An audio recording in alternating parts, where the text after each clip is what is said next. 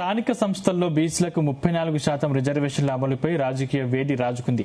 బీసీలకు న్యాయం చేయాలనే ఉద్దేశంతో రిజర్వేషన్లు అమలు చేస్తున్నామని కూటమి ప్రభుత్వం చెబుతుంటే ఈ నిర్ణయంపై వైసీపీ భిన్న వాదనలు వినిపిస్తుంది. రిజర్వేషన్ల అమలు విషయంలో ప్రభుత్వం స్పష్టత ఇవ్వాలని, బీసీలకు పూర్తి స్థాయిలో న్యాయం చేయాలని వైసీపీ డిమాండ్ చేస్తుంది. అసలు 34% రిజర్వేషన్లపై వైసీపీ అభ్యంతరాలేంటి అనే అంశంపై వైసీపీ ఎమ్మెల్సీ రమేష్ యాదవ్తో మా ప్రతినిధి సర్దార్ ఫేస్ టు ఫేస్. నిన్న జరిగిన ఏపీ కేబినెట్ సమావేశంలో ప్రభుత్వం కీలక నిర్ణయం తీసుకుంది. బీసీలకు మరింత ప్రాధాన్యత కల్పిస్తూ స్థానిక సంస్థల్లో 24.5% ఉన్న రిజర్వేషన్ను 34%కు పెంచుతూ కీలక ఉత్తర్వులు ఇచ్చింది. దీంతో బీసీ సంఘాలు మరియు బీసీ నాయకులు హర్షం వ్యక్తం చేస్తున్నారు. అయితే ఇదే విషయంలో వైసీపీ నాయకుల వాదనలు మాత్రం భిన్నంగా ఉన్నాయి. సుప్రీంకోర్టు ఆదేశాల అనుసారం 50%కి రిజర్వేషన్ పెంచకూడదని, అయితే ఇది కేవలం బీసీలను మోసం చేసే ప్రక్రియ మాత్రమేనని వైసీపీ నాయకులు ఆరోపిస్తున్నారు. అయితే ఇదే విషయంపై మనతో మాట్లాడడానికి ఎమ్మెల్సీ రమేష్ యాదవ్ అన్నారు. సార్ చెప్పండి సార్, ఈ రిజర్వేషన్ ఏదైతే 34% అమలు చేసి దీనిపైన ఎందుకు విమర్శలు చేస్తున్నారు మీరు? 34% రిజర్వేషన్ అనేది ఒక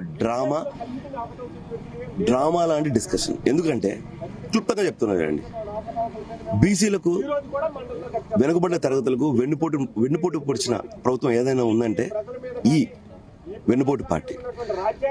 మేము 2019 నుంచి 2024 వరకు ప్రభుత్వంలో ఉన్నప్పుడు 33% రిజర్వేషన్ ఇచ్చి జియో పాస్ చేస్తే ఈ కుటుంబ ప్రభుత్వం సంబంధించిన నాయకులు కోర్టులో వేసి అది క్యాన్సిల్ చేశారు.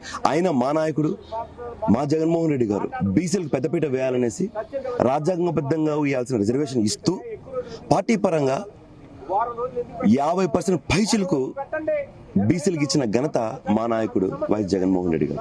ఈ రోజు ఈ వెన్నుపోటు పార్టీకి సూటిగా ఒక ప్రశ్న అడుగుతున్నా.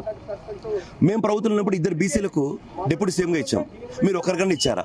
మీకు నిజంగా చిత్తశుద్ధి ఉంటే ఈ రోజు ఒక బీసీని డిప్యూటీ సీఎంగా చేసి నీ పక్కన కూర్చోబెట్టుకో. బీసీలు అంటే కేవలం నీకు ఒక ఓటు బ్యాంక్ వాడుకోవాలి, మాయ మాటలు చెప్పాలి, వాళ్లకు కళ్ళబుల్లి మాటలు చెప్పి నీ పని చూపించుకొని వెన్నుపోటు పొడిచే ప్రభుత్వం నీ ప్రభుత్వం. ఈ రోజు ఈ బీసీ రిజర్వేషన్ల గురించి చర్చించడానికి నేను సిద్ధంగా ఉన్నా. బీసీ మంత్రి అయినా సరే, నారా లోకేష్ గారైనా సరే, ఎవరైనా సిద్ధంగా ఉన్నారా అనేసి సూటిగా మీ ద్వారా ఈ వెన్నుపోటు ప్రభుత్వానికి, ఈ వెన్నుపోటు పార్టీకి అడుగుతున్నా. ఆనాడు ఎన్టీఆర్ గారికి వెన్నుపోటు పొడిచారు. ఆ రోజు నుంచి ఈ రోజు వరకు బీసీలకు వెన్నుపోటు పొడిచిన ప్రభుత్వం ఏదైనా ఉందంటే ఈ వెన్నుపోటు పార్టీ ప్రభుత్వం. బీసీలకు రాజకీయ ప్రాధాన్యత తగ్గించింది వైసీపీ పార్టీ అని చెప్పి టీడీపీ నాయకులు విమర్శిస్తున్నారు. దానిపైన ఒక్కసారి మీ మనసు పైన చేసుకొని ఆలోచించండి. ఒక్కసారి సామాన్య కార్యకర్త నుంచి కష్టపడిన ప్రతి ఒక్క బీసీకి పెద్దపీట వేసిన వ్యక్తి మా నాయకుడు వైఎస్. ఈ రోజు శాసన మండలిలో ఎంతమంది ఎమ్మెల్సీలు ఉన్నారు? సుమారు 11 మంది పైచిలకు ఎమ్మెల్సీలు ఉన్నారు. 2024 ఎలక్షన్లో ఎంతమంది మా బీసీలు ఉన్నారు? సుమారు 48 మంది పైచిలకు. మేము ప్రభుత్వం ఉన్నప్పుడు సుమారుగా 13-14 మంది పైచిలకు ఉన్నారు. మంత్రులుగా చేసాం. రాజ్యసభ తీసుకో, నామినేట్ పదవులు తీసుకో, మేము ఇచ్చిన పదవులు నువ్వు ఇచ్చావా? నిజంగా నువ్వు ఇచ్చావంటే ఓపెన్ ఛాలెంజ్ నేను అడిగి ఉన్నాను.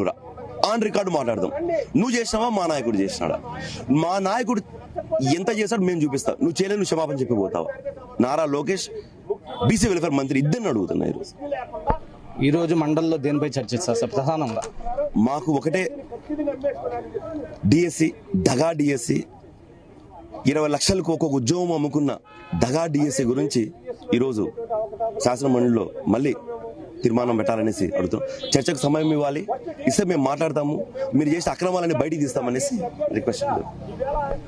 బీసీలకు తగిన ప్రాధాన్యత కల్పించి ప్రాముఖ్యత కల్పించిన వ్యక్తి జగన్మోహన్ రెడ్డి అని, చంద్రబాబు కేవలం బీసీలను మోసం చేసే ప్రక్రియ మాత్రమే కొనసాగిస్తున్నాడని ఎమ్మెల్సీ రమేష్ యాదవ్ ఆరోపిస్తున్నారు. కెమెరామెన్ శ్రావణ్తో సర్దార్ జీ తెలుగు.